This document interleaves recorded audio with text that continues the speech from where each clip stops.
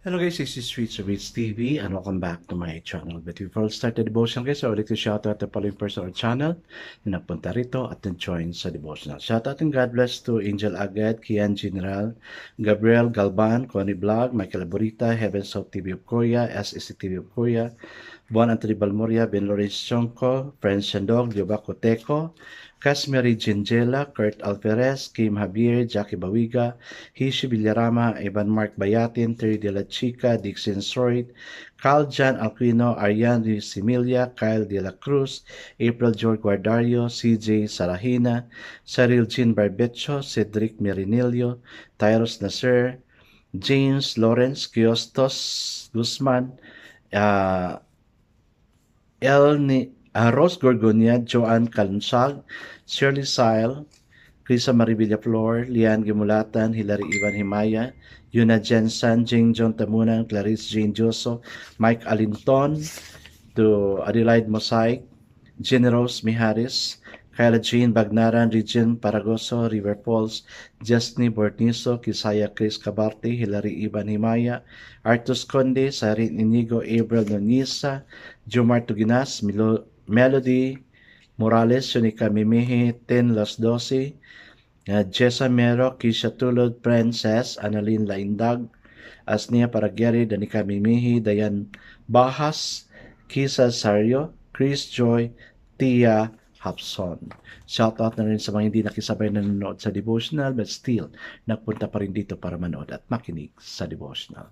God bless us all guys.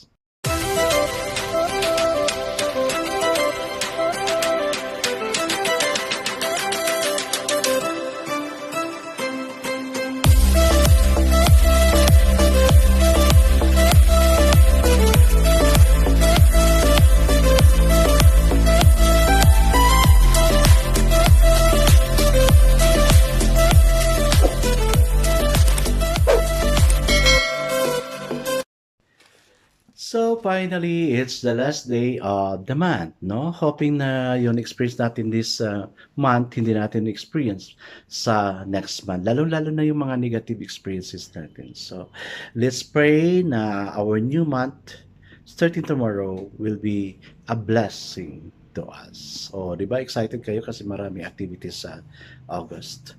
Hi guys, let's proceed to our devotional. Let's open the Bible to Matthew chapter 6 verse 18. Isang verse lang siya, no?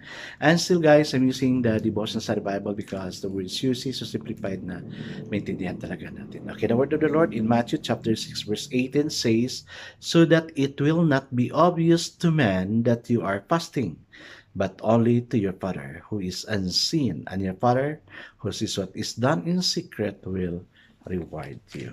Amen and amen. Ay guys, let's now pray. Father God, tao lang talaga, there are really those things na ginagawa namin, especially if it's good, particularly sharing what we have to other people, na hindi namin maiwasan to share what we experience about them, particularly when we're so happy in giving them something, oh God. Lord, sana hindi mawala yung grace, hindi mawala yung praises na nanggaling sa iyo. But still, oh God, we have to bring it all back, glory, honor, and praises unto you. We pray, dear God, for the month that passed, oh Lord God.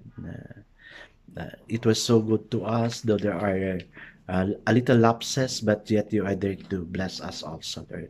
Help us not to experience this one again, starting tomorrow, oh Lord God. Make this new month that is coming be a blessing to us, O Lord God. Bless us all na hindi kami masyado mag-struggle, but instead, we experience your blessing every day for this month and even all throughout our years. Bless those who are here. Thank you for them. Thank you for the sacrifice they made. Thank you for how you have convicted them to make a time for you through this devotional. Bless us all, O God. In Jesus' name we pray. Amen and amen. So the focus verse for this evening, guys, is of course Salah, no? Matthew 6:18 it says, your Father who sees in secret will reward you openly. So the title of the devotion for this evening, guys, is Joy's Secret Place. It was obligatory for all Jews to fast on Yom Kippur and Rosh Hashanah. The Pharisees exceeded that by fasting on Monday and Thursday, the days they believed Moses ascended and descended Mount Sinai, The original purpose of fasting was self-denial and deeper communion with God. Yes, no? Fasting kasi is you're denying yourself from eating. No? Then God is honoring that. No?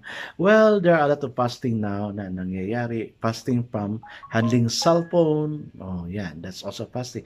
Fasting from going to the mall. So, yeah, that's also part of fasting. But the fasting, they are referring here sa binasa natin is the fasting from eating food.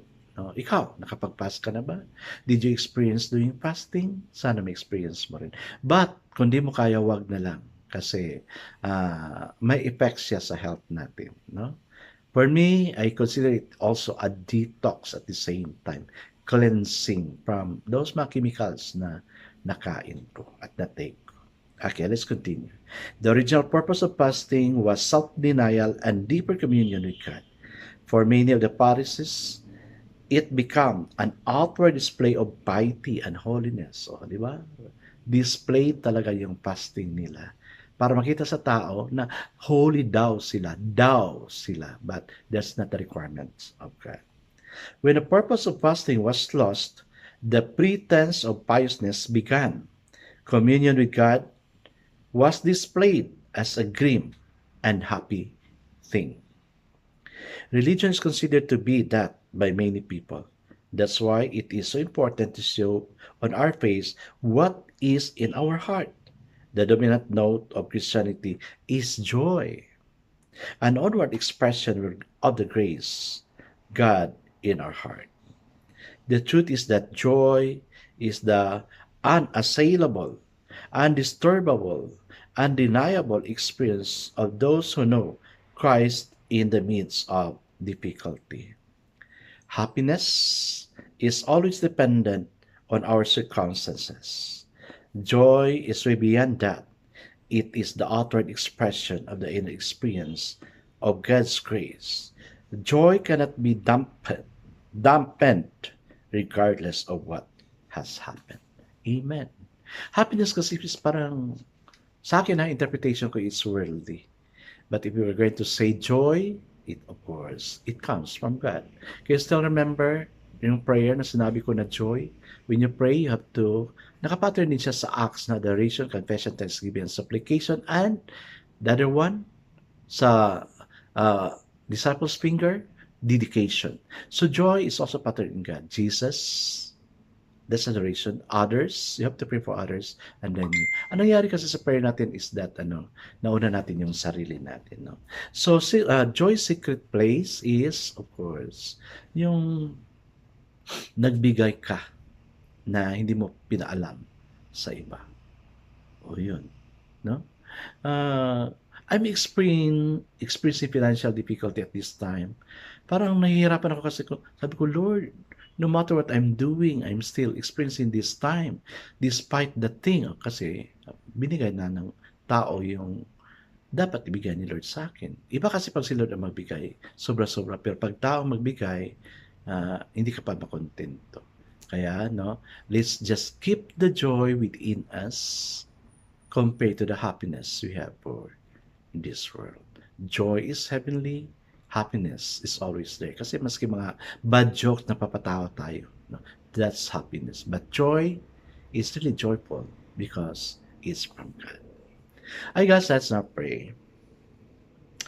Father God, help us to experience joy and help us to tell it other people through our praise. Amen and amen. Yes, guys, enjoy your relationship with God. No? God will surely give you joy deep within your heart. God bless us always. Because I know God bless us 10 times better. This is again Rich TV.